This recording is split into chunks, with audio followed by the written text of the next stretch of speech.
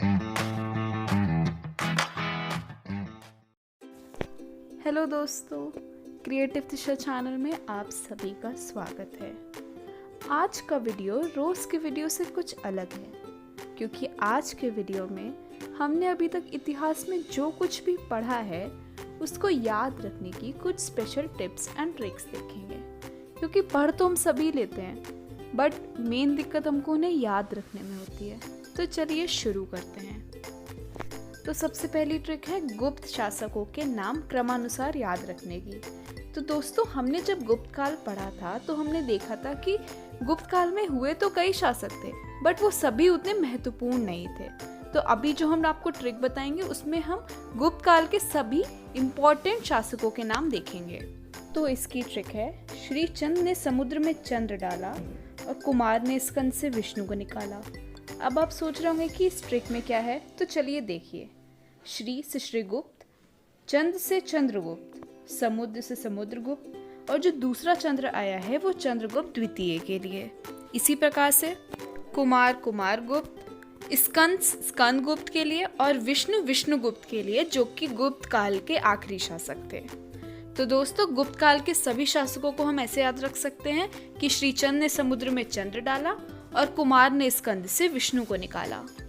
तो चलिए आगे बढ़ते हैं और अगली ट्रिक देखते हैं 16 महाजनपदों को याद रखने की। तो उसकी ट्रिक है, अश्क मत वर्षा चांदी के मग में, काशी को 5 अंक मिले, गाना बाजा कम सुनाकर। अब आप सोच रहे होंगे कि इससे हमें 16 महाजनपद कैसे याद होंगे। तो देखिए, अश्क से अश्मक, मत से मत्स्य, वर्षा से वत्स, चांदी से चेदी, मग से मगध, काशी काशी के लिए यूज हुआ है, को से कौशल, 5 से पांचाल, अंक से अंग, मिले से मल, अब से अवंती, गाना से गांधार, वाजा से वज्जी, कम से कम्बोज, सुना से सूरसेन और कर से कुर। तो इन 16 महाजनपदों को आप ऐसे याद रख सकते हैं कि अश्कमत वर्षा चांदी के मग में, काशी को 5 अंक मिले, अब गाना बाजा कम सुना कर। आगे बढ़ते हैं और अगली ट्रिक देखते हैं मगध साम्राज्य पे शासन करने वाले वंशों को याद रखने की। तो दोस्तों, इसके लिए ट्रिक है, मेरी हसीन माशुका 7 साल की है। अब इसमें देखिए, पहले हसीन शब्द आता है तो उसमें हा से हर्यंक वंश, सी से शिशुनाग वंश, ना से नंद वंश, माशुका में माँ से मौर्य वंश, शू से शुंग वंश और का से काण वंश और सातवाहन वंश के। तो मगध साम्राज्य पर शासन करने वाले वंशों को हम ऐसे याद रखेंगे कि मेरी हसीन माशुका 7 साल की है। चलिए आगे बढ़ते हैं और अगली ट्रिक वेदों एवं उपवेदों के नाम याद रखने के लिए देखते हैं। तो वैसे तो वेदों के नाम हम सभी को याद रहते हैं, बट फिर भी उसके लिए एक ट्रिक देखते हैं। सारी आयु, सा से सामवेद, री से ऋग्वेद, आ से अथर्ववेद और यु यजुर्वेद के लिए। इसी प्रकार से उपवेदों के नाम हम गंध सी आय इस ट्रिक से याद रख सकते हैं, जिसमें गा से गंधर्व वेद, धा से धनुर्वेद, सा से स्थापत्य वेद और आय से आयुर्वेद। तो दोस्तों, वेदों और उपवेदों के नाम हम सारी आयु और गंध सी आय इन 2 ट्रिकों से याद रख सकते हैं। चलिए आगे बढ़ते हैं और अगली ट्रिक हड़प्पा सभ्यता के स्थलों एवं उनके उत्खननकर्ताओं को याद रखने की। तो इसकी ट्रिक है, हद है मोरा काला सूरज। तो ह से हड़प्पा और इसके उत्खननकर्ता दयाराम साहनी जी थे। मोरा मोहनजोदड़ो के लिए, जिसके उत्खननकर्ता राखालदास बनर्जी थे। काला कालीबंगा के लिए, जिसके उत्खननकर्ता बीबी लाल जी थे। और सूरज सुरकोटदा के लिए, जिसके उत्खननकर्ता जगपत जोशी थे। तो हड़प्पा सभ्यता के स्थलों को याद रखने के लिए हमारे पास एक ट्रिक हो गई है, हद है मोरा काला सूरज। तो दोस्तों, आगे बढ़ते हैं और अगली ट्रिक देखते हैं बुद्ध के जीवन से संबंधित प्रतीकों के बारे में।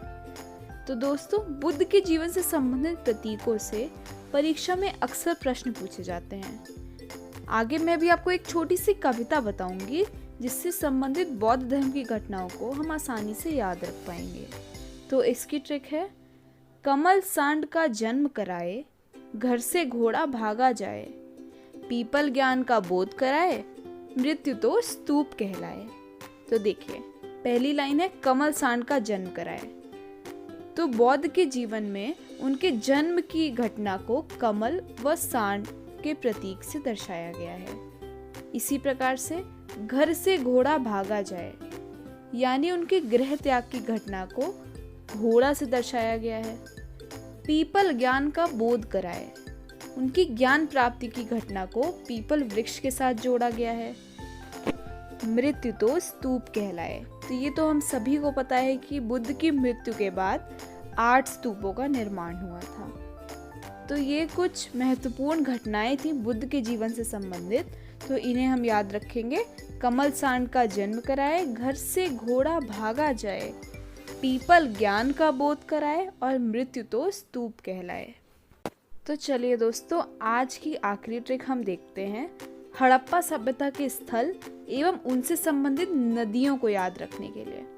इस ट्रिक के माध्यम से आप ये जान सकेंगे कि हड़प्पा सभ्यता में कौन से स्थल किस नदी के किनारे स्थित थे। तो इसकी ट्रिक है, लोभी मौसी का हरा कंघा रमा ने ले लिया, तो वो रोष में आ गई और उसे बस से कुचल दिया। अब आप सोच रहे होंगे ये क्या है। तो लो से लोथल और इससे संबंधित नदी भोगवा है। मौसी मोहनजोदड़ो जिससे संबंधित नदी सिंधु है। हरा हड़प्पा जिससे संबंधित नदी रावी है।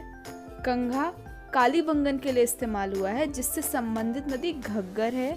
रमा रंगपुर जिससे संबंधित नदी मादर है। रोस जिसका हड़प्पा स्थल रोपड़ और इससे संबंधित नदी सतलज है। इसी प्रकार से बस जिसका हड़प्पा स्थल बनमाली है और उससे संबंधित नदी सरस्वती है। तो इस प्रकार से आप हड़प्पा सभ्यता के स्थल और उनसे संबंधित नदियों को साथ में याद रख सकते हैं। लोभी मौसी का हरा कंघा रमा ने ले लिया, तो वो रोष में आ गई और उन्हें बस से कुचल दिया। तो दोस्तों, आज के वीडियो में मैंने आपको कुछ ट्रिक्स बताई जिससे आपने अभी तक जो इतिहास पढ़ा है उसमें से कुछ चीज़ें जो आपको आसानी से याद नहीं हो सकती हैं उन्हें याद रख पाएँ। हो सकता है पहली बार आपको इससे सुनने में थोड़ा अजीब सा लगे, बट अगर आप इसको बार बार पढ़ेंगे तो आप ये समझ पाएंगे कि इससे आप आसानी से चीज़ों को याद रख सकते हैं। तो दोस्तों, आज के लिए बस इतना ही। मिलते हैं अपने नेक्स्ट वीडियो में कुछ और जानकारी के साथ। अगर आपको यह वाला वीडियो पसंद आया हो तो इस वीडियो को लाइक करें और क्रिएटिव दिशा चैनल को सब्सक्राइब करें। Thank you.